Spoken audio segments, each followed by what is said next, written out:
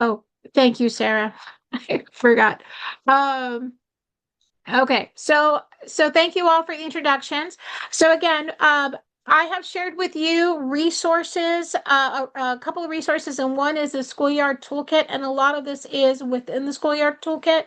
We're going to go through some of it together, and then, and again, I would love your input for this working coalition. So first off, what is a green schoolyard? This is a definition, and if you guys have any input into updating this or changing it, please let me know. But Texas Green Schoolyards are intentionally designed as nature-rich environments supporting daily learning, play, and community connection. The spaces integrate native plants, outdoor classrooms, nature-based play areas, and habitat features that reflects Texas ecological heritage and cultural values. These spaces bring the curriculum to life through hands-on investigation, creativity, and exploration. And I think most of us would agree with that. But again, if you feel like we need to refine it, please provide your input. Why they matter, Texas students face rising temperatures, limited access to nature, and growing academic pressures. Green schoolyards help address these challenges by providing shade and heat relief, hands-on, TEKS-aligned learning opportunities, improvements in physical and mental health, stronger academic engagement, community gathering spaces, and climate resilient native landscapes providing habitat for wildlife.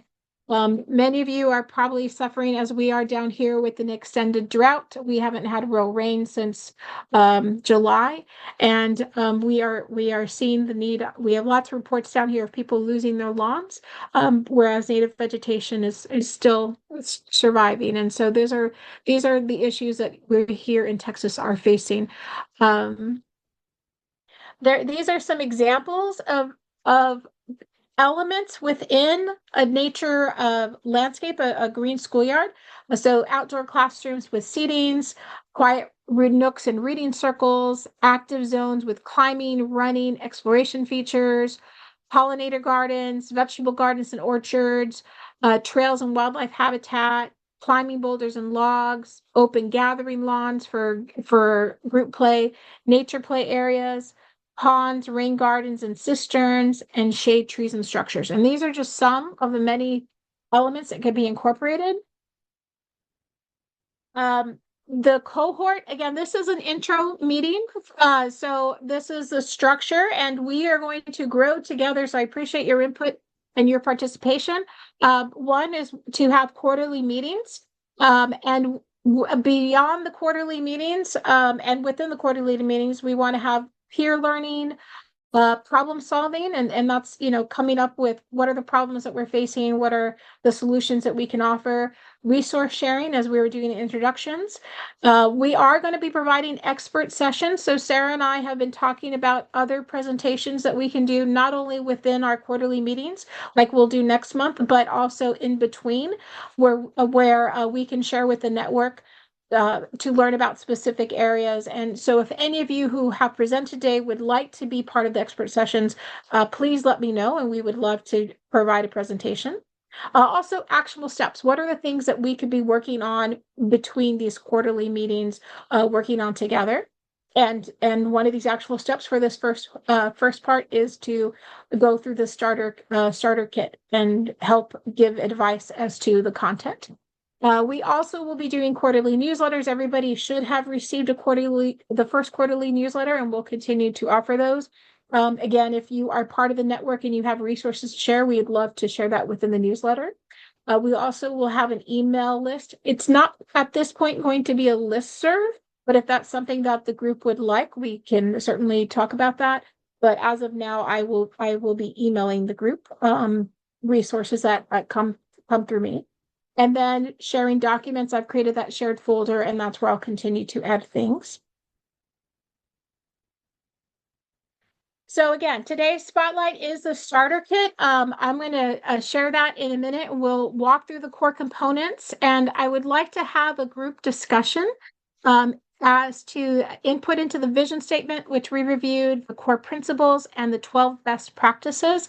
I have already shared with you through the email the 12 best practices that we're working on currently. And then in a minute, we'd like to do a breakout for the regional considerations and recommendations.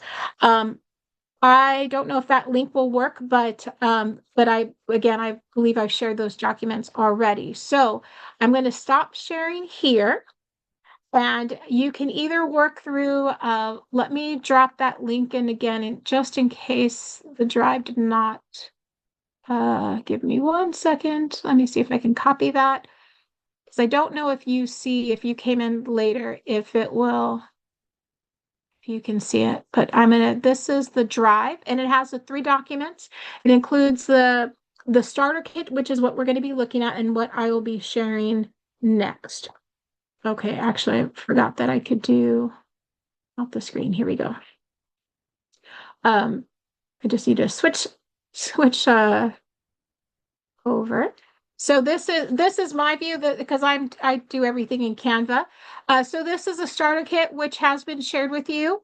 It has what you'll learn. Again, this is this is not a detailed technical document. This is more of a roadmap through starting a green schoolyard kit. But this is definitely what I would love to have input on. It does have an introduction, which we've gone through, and why green schoolyards matter, and the statewide vision.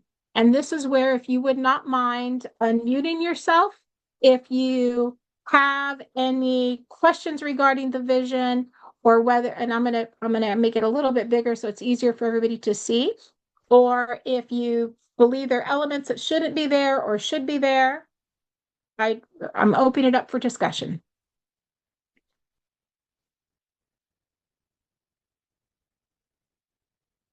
Maybe Marisa, for folks who are driving, do you want to read it? Oh, yes. Thank you, Sarah. So the statewide vision, Texas Children Nature Network envisions a Texas where every child can experience the benefits of nature in the places they live, learn, and play, including on their own schoolyards. As part of the growing national movement to transform school grounds into nature-rich, climate-resilient learning environments, Texas brings its own strengths to the table: diverse ecosystems, deep community traditions, and an urgent need for shade and heat smart design. Texas has a powerful opportunity to shape what green schoolyards look like in our region. The toolkit offers practical, accessible roadmap for schools, districts, partners, and communities to advance that vision together. And I did share this earlier, but does everyone like it? Since I'm sharing this, I can't really see everyone. So if anybody can just unmute themselves and make comments if you'd like.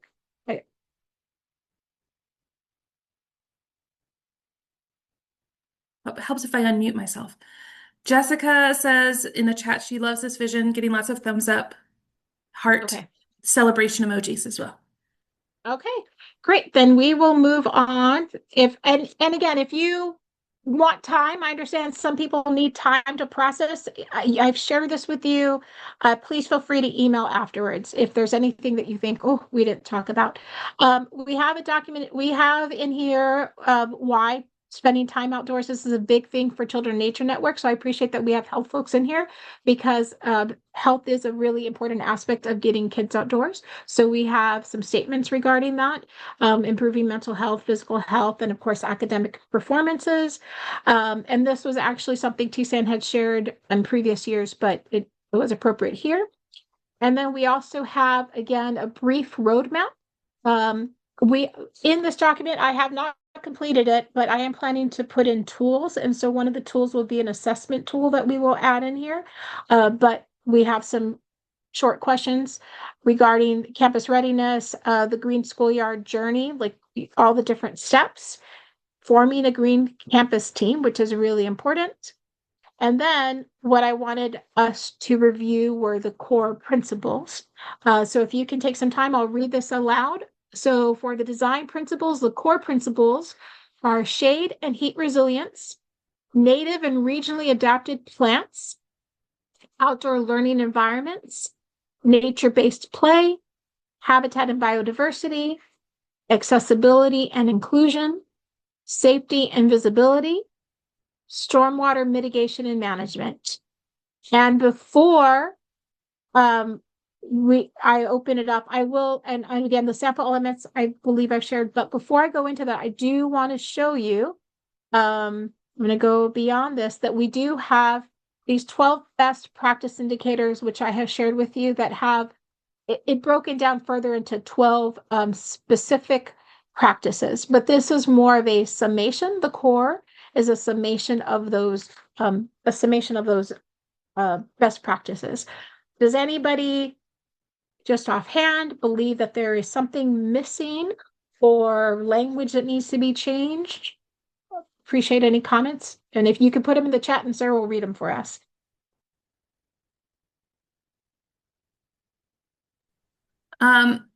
We do have one person said they're having trouble with the link, but I think Marisa, maybe if you just email it out later, that might help.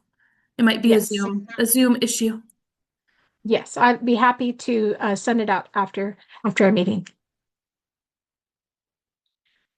And we have about 100 people who are participating in the cohort. They all couldn't be at this meeting, so I'm going to share it with everybody within the cohort.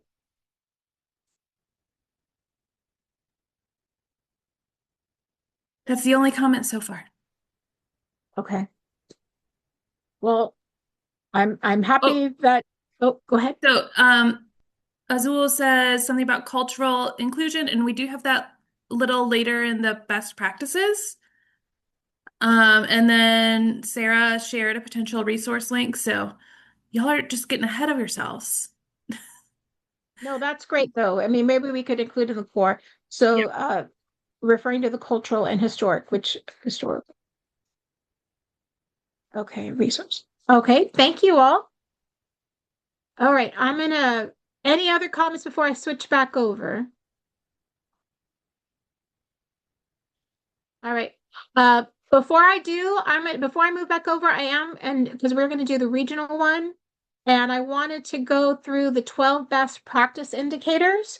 So I've got it. Sorry, I need to move this over. The best practice indicators for green schoolyards provide a clear framework for evaluating the quality and potential of outdoor learning and play environments on school campuses. The 12 indicators highlight essential environmental features and design components that together create vibrant spaces for learning, exploration, and healthy development.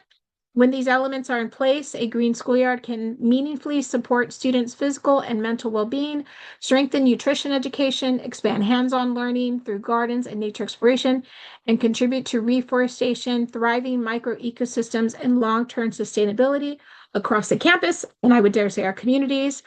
These are the 12 diverse engagement zones, which is, and you'll see in the definition, specifically relates to how kids use the space, whether it's active play, study learning, or even like solo, just being by themselves for a little bit of quiet time, quiet zones.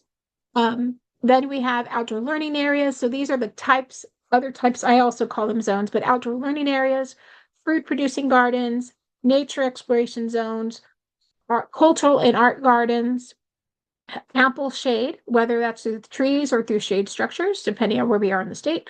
A multi-purpose pavilion, a large shaded area for group play, trail connectivity, active gross motor features, diverse native vegetation, daily use and storage structures, and safe, accessible design. And then the second page has more specific definitions about what all those are. So I have shared that with you, but for the sake of time, I'm going to ask that you read it afterwards. And again, if you see anything that you think needs to be better defined, you think we're excluding something or, need to include things, please let me know. Now, what I'm going to do is move back over. Does anybody have any questions about the 12 best practices before I switch over?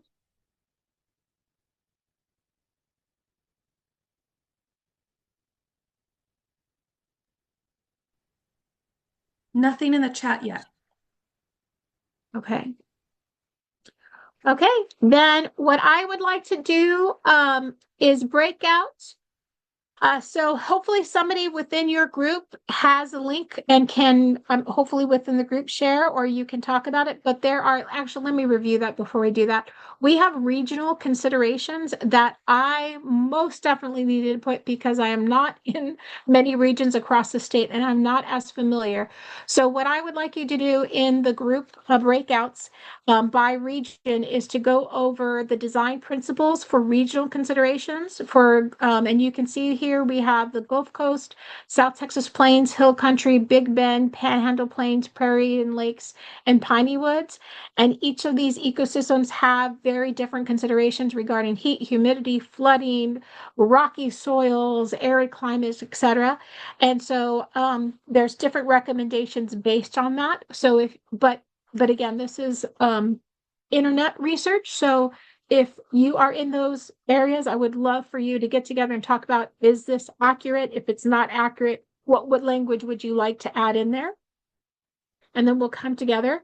The other thing is shade recommendations. We've mentioned shade trees. There are lots of trees to choose from, but what I was looking for were the 5 best recommended or top recommended shade trees for school grounds. So trees that are not going to be thorny or poisonous or cause harm, are easy for school grounds to manage. And so I have created a list, but again, not being the expert in your areas, I would appreciate if you could look over those within your group and um look over within your group and decide, these are the right ones, or I think you need to switch them out. So if we can take a few minutes, maybe 5 minutes to within our breakout groups to look over those 2 pages and discuss, and then we can come back together. So I'm going to stop. Well, I'm not going to Yeah. stop. I guess I'll stop the share. Yeah, let me Yeah. stop the share. Go ahead, I Sarah. tried to put everyone in their best group. Um, the only one, unfortunately, Casey, I put you in San Antonio because you're the only one from El Paso, and it was the most arid of the groups. Um, so, um, but everyone else, you should be in probably some familiar faces when you get into your breakout rooms. And if you would not mind, if you could nominate a group leader so that when we come back, they can share the information, and I will be taking that down. All right. Thank you all. Here you go.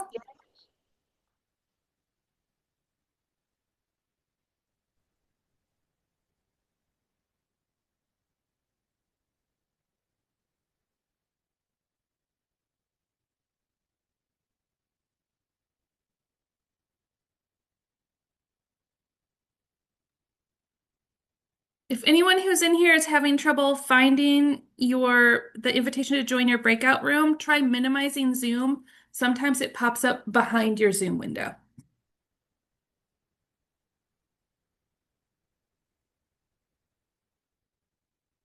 Brian, okay, good. And Davis. So I don't know if I should stay out here. I I mean, think, I can let's put you see. in the RGV room, but I kept you and I out. But I Yeah, can let's put see you in the that. RGV room if you want me to. I'm okay. I'll let them get together. They've got some experts in there. They've got a good size group. There's 7 of them. Yeah. Yeah, I'm looking. We actually have, let's see, we've got, so Austin has a group, Coastal Bend, Houston, North Texas, RGV, San Antonio Hill Country. Yeah, we've got a good, I know I'm going fast, but everything okay so far? Everything seems to be going fine. Oh, I'm going to pause Okay. the recording.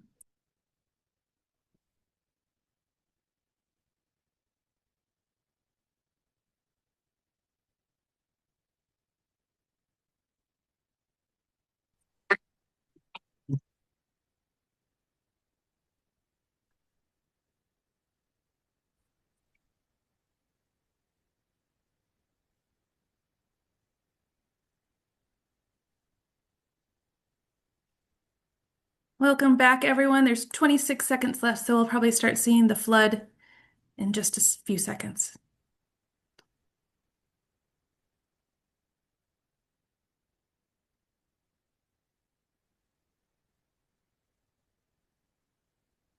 Okay. It looks like we had 6 rooms, right, Sarah? We did. Okay.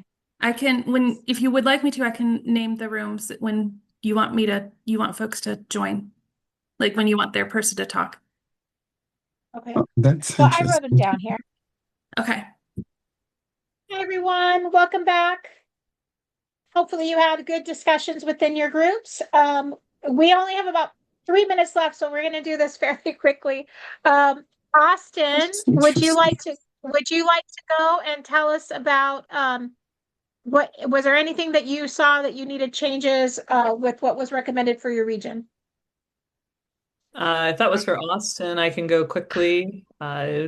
We would like to have a master naturalist among us to look at our list of trees. I think Carson was getting ready to recommend our urban forester over at Austin ISD take a look at the list. But our only question was maybe the mountain laurel as a very slow growing tree to manage expectations in a schoolyard.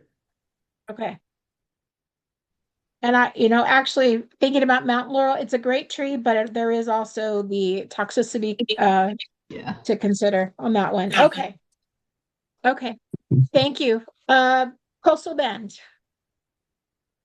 Yeah, Ada and I had a great chat about Coastal Bend sits between the Gulf Coast and South Texas. We knew why the ecoregion was the way it was on the map, but some of the things there are clearly more Houston based. We thought we might still grow Anaquas more and ebonies and olives versus like say the sycamore or the bald cypress.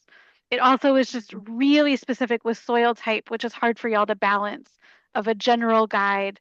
But her and I have gardens, just a few miles apart and had success with different species. So just acknowledgement of that. Okay. Do you think we need to add ecoregions? I to drill down a little further? I think instead maybe just moving somewhere around the Goliad line into South Texas, that Okay. coastal flooding is less of an issue, unlike Houston, which really does have more of the bayou system and the flood Okay. prone. Okay. Thank you for that. I appreciate that. Okay. And then we had Houston. I can go. We did review the tree species and they seem accurate from previous experiences. I think we also discussed the fact that not all campuses are created equal. So there might be like limited capacity for maintenance and space. So, ensuring that when it comes to an approved native tree species list, there's options depending on the campus overall. Um, and also like, is this only looked at from like a tree, increasing the tree? I mean, I'm assuming because of the grant it is, but other ways to promote like nature in a campus. We also mentioned like including fruit trees as well. Would it be really beneficial? Like a few different plum species, persimmons. Um, that would be really helpful, especially for schools and communities that are in food deserts. So kind of, supporting two different issues from the tree canopy side, but also the food desert side. Sure. This one specifically, I was just doing native shade trees and top 5 native shade trees. However, in the Rio Grande Valley region, I have developed a much more extensive list of native trees, shrubs, vines, herbaceous species, all native, including fruit trees. But I haven't done that for every region. It takes a lot of work, and I also in ours have it by like trees that at their 20-year, 4 and 50, and maturity, and also their historical cultural value. Um, I would love to have that for every region, but that's going to definitely take a partnership, and so maybe that's something I don't. So I'm not sure how much more we can for this starter kit to drill in, but we could add pages of maybe some like again top, not everything, but some top recommendations for Absolutely. campuses. Could I Okay. also just make a little note? So I put this in the chat, but for in Houston, the City of Houston's Natural Resources Department has an approved native trees list that they use for a lot of their resilience projects. Like maybe other natural resources departments across the state have something similar that can be a good resource for the group. Okay. Yeah. If you have those or know those, please share with me. I do appreciate it. There's a lot of places to look for things there in the world. Okay, and then we have North Texas. Oh, yes. Yeah, reporting from Prairies and Lakes. So we're DFW area with great representation from Tarrant, Dallas, Denton, and Collin counties. So that was great. We completely agreed with the description. Looks good. You nailed it. And then also the tree list looks great too for shade. And we talked about other tree additions for, understory, flowering like the redbud, Yes. for other purposes. But shade trees looked great. Okay. Okay, so it sounds like maybe not just the shade trees, but maybe a secondary document that has other options that are great for school grounds, including like food producing trees. Okay, all right. Okay, the Rio Grande Valley. Hopefully, I did that right, guys. Yeah, so we liked the tree list. We thought or talked a little bit about maybe even having or what would be larger trees. Gabriella mentioned there's a beautiful kind of a fig tree, which I'm not sure if it's the a ficus that she's thinking about, but just to also consider other species to kind of increase that plant diversity. Okay, so I'm hearing a secondary list. Okay, and then the last one was a sad. Anything else, Alan? Nope. Okay, San Antonio, anything, again, not just the tree list, but the description as well, because the description's where I'm worried. I could jump in. I think we had more questions than answers. I'm on West Texas. I'm in El Paso, so I'll kind of just email that. But I think it's was along the same lines of the questions we're hearing of just like maybe notating in the page that it's the top 5 or top suggested 5, because there was the questions of like, well, what if the scale of the site is really small or really large, and that really influences maybe like how to prioritize that tree, which tree should go there, and just like kind of your planting plan and that sort of extension and blah, blah, blah, and all the layering there. I think the same question came up with site elements of just like it seemed like there was one like maybe doing an audit of like what existing site elements you have to see how far you are from like encompassing this sort of green schoolyard vision versus like what's missing, what do you want to integrate, kind of doing like a site safari observation exploration of the site, something like that. And Okay. Sammy or Linda, let me know if I missed anything. I think you got everything. The only other thing that we talked about was kind of the same with like trees that are slow growing, like the live oak.